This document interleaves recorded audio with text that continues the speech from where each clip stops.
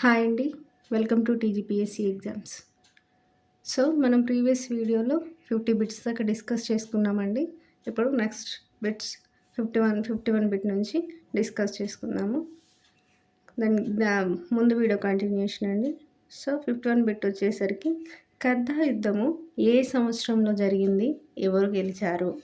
So, ఇందాక 50th బిట్‌లో మన కర్దా యుద్ధము ఎవరెవరికి జరిగిందని చదివామండి. ఎవరెవరు అంటే మాధవరావు టూకి ప్లస్ నిజాం ఖాన్‌కి మధ్య జరిగిందండి.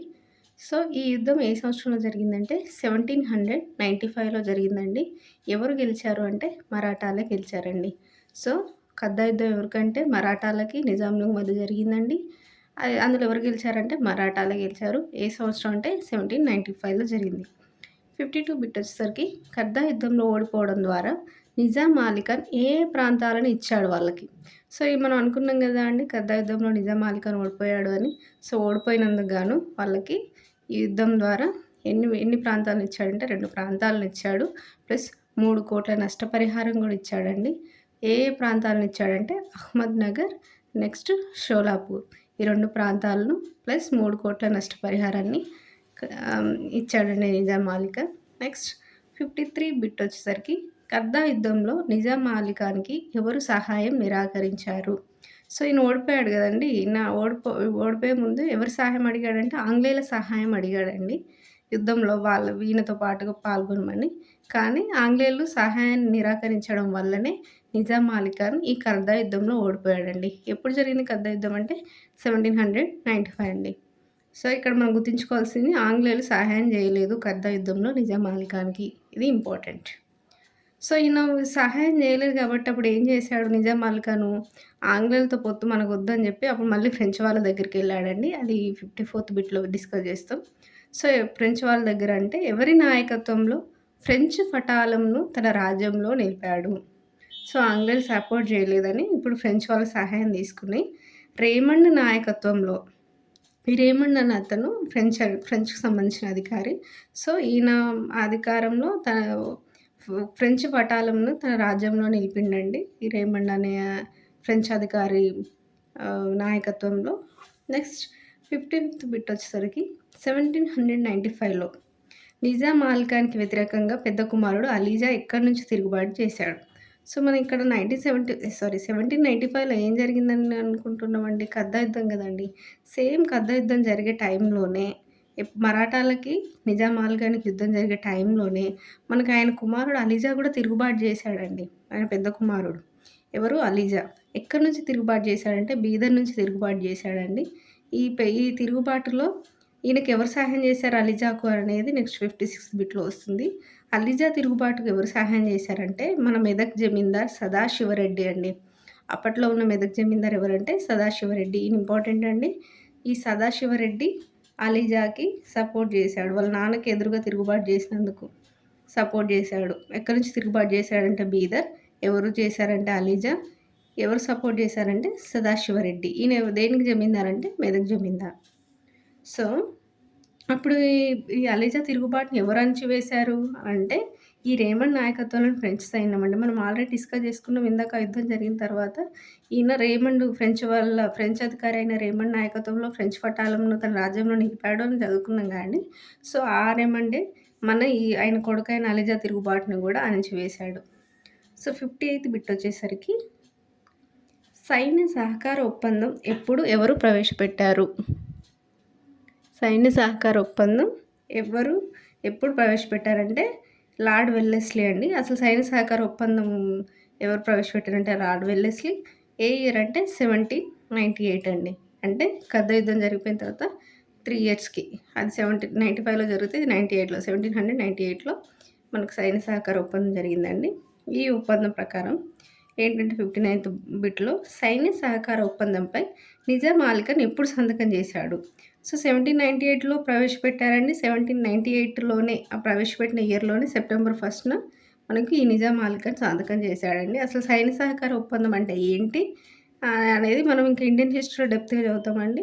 సో, మనకి ఇప్పటికీ నిజాం ఖాన్ టైంలో జరిగింది ఏంటి అని మనం తెలంగాణ హిస్టరీ ప్రకారం ఎవరు ప్రవేశపెట్టారు, ఎప్పుడు ప్రవేశపెట్టారు, మనకు దానికి నిజాం ఖాన్ ఎప్పుడు ఆమోదం తెలిపాడు అనేది ఇంపార్టెంట్ కాబట్టి ఇక్కడ దాకా డిస్కస్ చేసామండి. సో, ఈ సైన్య సహకార ఒప్పందానికి ఎవరు 60 బిట్‌లో సైన్య సహకార ఒప్పందంలో మధ్యవర్తిత్వం వహించిన వారు ఎవరు?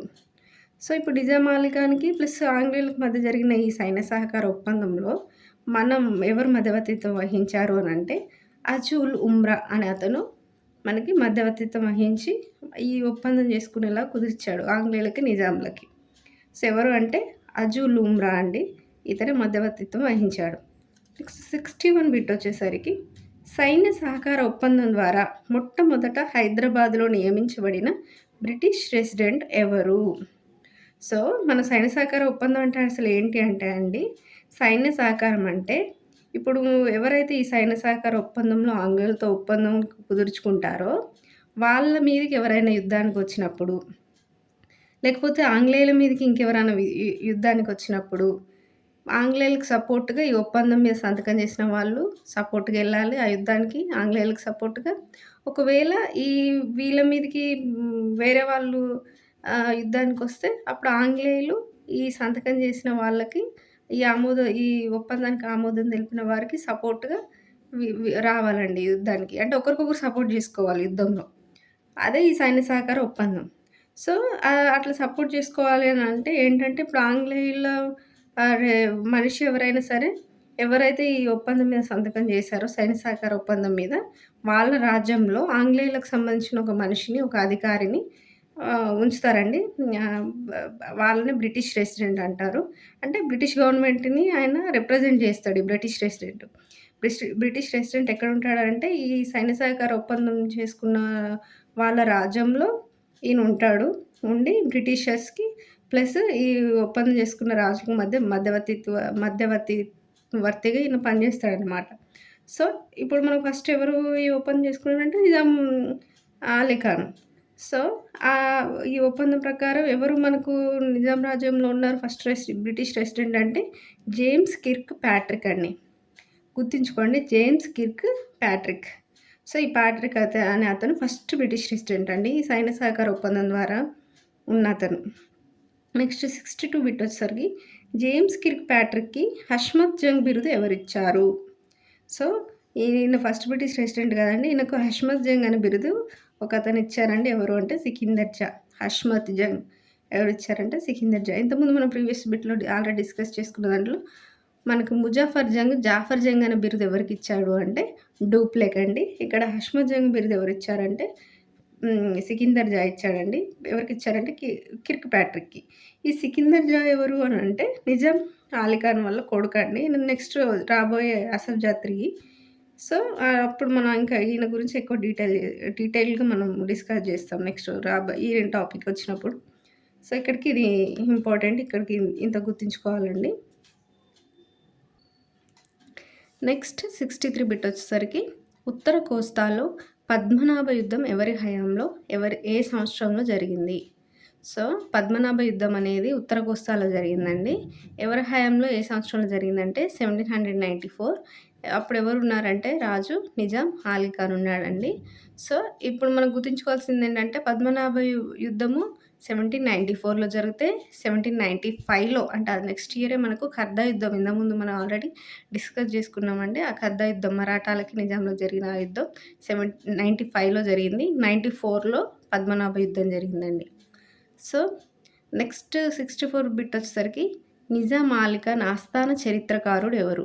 ఈ నిజాం అలీ ఖాన్ ఆస్థాన చరిత్రకారుడు ఎవరంటే వెంకటాచలం అండి. వెంకటాచలం గుర్తుంచుకోవాలి. 65th బిట్ వచ్చేసరికి రేమండ్ ఆధ్వర్యంలోని ఫ్రెంచ్ సైన్యం పేరు. సో, మనకి ఇక్కడ రేమండ్ ఆధ్వర్యంలో మనకు ఫ్రెంచ్ సైన్యం ఉందని చెప్పాము కదండీ నిజాం రాజ్యంలో. సో, ఆ సైన్యం పేరు ఏంటంటే రేమండ్ ఫల్టన్. సో, సైన్యం పేరు ఏంటంటే రేమండ్ ఫల్టన్. రేమండ్ పేరు మీదనే రేమండ్ ఫల్టన్. నెక్స్ట్ 66 బిట్ వచ్చేసరికి రేమండ్ ఫల్టన్ ఖర్చుల నిమిత్తం ఇవ్వబడిన జాగీరు. సో, వీళ్ళ ఖర్చుల కోసం కొంచెం ప్లేస్ ఇచ్చారండి నిజాము. ఎవరు నిజాం అలీ ఖాన్. ఆ జాగీర్ ఏంటంటే మెదక్ జాగీర్ అండి. మెదక్ జాగీర్ ఇచ్చాడు వీళ్ళ ఖర్చుల నిమిత్తం రేమండ్ ఫల్టన్ ఖర్చుల నిమిత్తము. సో, ఏంటంటే మెదక్ జాగీర్ అని గుర్తుంచుకోవాలి. నెక్స్ట్ 67 బిట్ వచ్చేసరికి హైదరాబాద్‌లో ఫిరంగులను తయారు చేయుటకు గన్ ఫౌండరీని ఎవరు ఎప్పుడు స్థాపించారు? ఎవరు హైదరాబాద్‌లో ఫిరంగులు తయారు చేయడం గన్ పౌడర్‌ని ఎవరు స్థాపించారంటే రేమండే అండి. ఎప్పుడు స్థాపించారంటే 1795లో. సో, మనకు 1795లోనే రేమండ్ గన్ ఫౌండరీని ఆహ్, స్థాపించాడండి. అసలు గన్ ఫౌండరీ ఏం చేస్తదంటే ఫిరంగులు తయారు చేస్తదండి. సో, 68 బిట్ వచ్చేసరికి రేమండ్‌ను హైదరాబాద్ ప్రజలు ఏమని పిలిచారు? ఏమనంటే ప్రేమతో ఈయన రేమండ్ అని పిలవకుండా ముసారాం అని పిలిచేవారండి. ఆ ముసారాం అనే పేరుతోనే ఏర్పడిన ప్రాంతం ముసారాంబాగ్. ఇప్పుడు హైదరాబాద్‌లో ఉన్న ముసారాంబాగ్ అనేది ఈ ముసారాం అనే పేరుతో ఏర్పడిందండి. ఈ ముసారాం అనే పేరు ఎవరిది అనంటే రేమండ్‌దండి. ఈ రేమండ్‌కి హైదరాబాద్ ప్రజలు పెట్టిన పేరే ఈ ముసారాం. నెక్స్ట్ 69థ్ బిట్ వచ్చేసరికి నిజాం ఆల్ ఖాన్ ఏర్పాటు చేసిన మహిళా సైనిక దళం పేరేంటి? సో, ఇంకా ఇంపార్టెంట్ గుర్తుంచుకోవాలంటే నిజాం ఆల్ ఖాన్ టైంలో మహిళా సైనిక దళం గూడా ఉందండి. ఆ సైనిక దళం పేరే జఫర్ ఫల్టన్. రేమండ్ ఫల్టన్ అనేదేమో పూర్తి ఫ్రెంచ్ సైన్యం పేరండి. అందులో మహిళా సైనిక దళం పేరైతే జఫర్ ఫల్టన్ అండి. ఈ జఫర్ ఫల్టన్‌లో మహిళా సైనికుల పేరేంటి? ఏమని పిలిచారు? అంటే ఇప్పుడు సైనికులను ఏ పేరుతో పిలిచారంటే గార్డనీస్ అని పిలిచారండి. సైనిక దళం పేరైతే జఫర్ ఫల్టన్ అండి. అసలు మహిళా సైనికులను ఏమని పిలిచారంటే గార్డనీస్ అని పిలిచారండి. నెక్స్ట్ 71 బిట్ వచ్చేసరికి రేమండ్ సమాధి ఎక్కడ గలదు? రేమండ్ చనిపోయిన తర్వాత ఆయన సమాధి ఎక్కడుందంటే మలక్‌పేట్ అస్మాన్‌గర్‌లో ఉందండి. ఆయన పేరు మీదుగా వచ్చిన ప్రాంతం ముసారంబాగ్ అండి. ఆయన సమాధి ఉన్న ప్రాంతం మలక్‌పేట అస్మాన్‌గర్ అండి. నెక్స్ట్ 72 రేమండ్ ఎవరెవరి దగ్గర పనిచేశాడు? సో, ఈ రేమండ్ మనకి నిజాం ఆల్ ఖాన్ కంటే ముందు టిప్పు సుల్తాన్ దగ్గర బుస్సీ అనే ఫ్రెంచ్ అధికారి దగ్గర పనిచేశాడండి. ఇది ఇంపార్టెంటే. ఇది కూడా గుర్తుంచుకోవాలి. నెక్స్ట్ 73థ్ బిట్ సలాబత్ జంగ్ ఆంగ్లేయులకు ఇచ్చిన ఉత్తర సర్కారులని తిరిగి ఎవరు స్వాధీనపరుచుకున్నాడు? మనం సలాబత్ జంగ్ టైం గురించి ప్రీవియస్ వీడియోస్‌లో డిస్కస్ చేసినప్పుడు సలాబత్ జంగ్ ఫస్ట్ ఫ్రెంచ్ వాళ్ళకి ఉత్తర సర్కారునిచ్చి మళ్ళీ వాళ్ళ నుంచి తిరిగి తీసుకొని మళ్ళీ ఆంగ్లేయులకి ఇస్తాడండి. సో, అప్పుడు సలాబత్ జంగ్ ఆంగ్లేయులకి ఇచ్చిన ఉత్తర సర్కారులని ఇప్పుడు తర్వాత నిజాం ఆల్ ఖాన్ అధికారంలోకి వచ్చాక మళ్ళీ తిరిగి తీసుకుంటాడండి. అదే ఇది నిజాం ఆల్ ఖాన్ తిరిగి తీసుకున్నాడు. తీసుకున్న తర్వాత ఏం చేశారు వీళ్ళు, ఈ ఆంగ్లేయులు మొఘల్ చక్రవర్తి ఎవరంటే షా ఆలం 2 అండి. ఈ నిజాం ఆల్ ఖాన్ టైంలో ఉన్న మొఘల్ చక్రవర్తి షా ఆలం 2. ఈయన ఏం చేశాడంటే 1965లో ఈ ఉత్తర సర్కార్లను ఆంగ్లేయులకు తిరిగి ఇవ్వమని ఫర్మానా చేశాడండి. కానీ నిజాం ఆల్ ఖాన్ పట్టించుకోలేదు. ఈ షా ఆలం 2 ఏమన్నాడంటే మీరు తిరిగి తీసుకున్నారు కదా! తీసుకుని మళ్ళీ తిరిగి ఇచ్చేసేయండి వాళ్ళకి ఆంగ్లేయులకి అని ఒక ఫర్మానా చేశాడండి. చేసినప్పటికి కూడా నిజాం ఆల్ ఖాన్ ఆ ఫర్మానాను పట్టించుకోలేదనేది ఇక్కడ ఇంపార్టెంట్ అండి. సో, పట్టించుకోలేదన్నప్పుడు ఏంటి ఒకరు మధ్యవర్తిత్వం వహించి మళ్ళీ వాళ్ళకు ఉత్తర సర్కార్లు తిరిగి ఇచ్చేలా ఒప్పించారండి. ఆ బిట్ ఇక్కడొస్తది. ఎవరి మధ్యవర్తిత్వం ద్వారా ఉత్తర సర్కారులని ఆంగ్లేయులకి ఇచ్చాడు. సో, ఫస్టేమో షా ఆలం 2 ఇవ్వమని ఫర్మానా చేస్తే ఒప్పుకోలేదు. బట్ కాంగ్రేగుల జోగిపంతులు అనే దుబాసి అంటే మధ్యవర్తిత్వం వహించేవారండి. సో, ఈ కాంగ్రేగుల జోగిపంతులు అనే అతను మధ్యవర్తిత్వం వహించడం ద్వారా మనకి అప్పుడు నిజాం ఆల్ ఖాన్ ఉత్తర సర్కార్లను ఆంగ్లేయులకు తిరిగి ఇచ్చాడండి. ఊరికే ఇవ్వలేదు. అంటే దానికి బదులుగా ఏం తీసుకున్నాడంటే బదులుగా సంవత్సరానికి 9,00,000 కౌలు తీసుకున్నాడండి.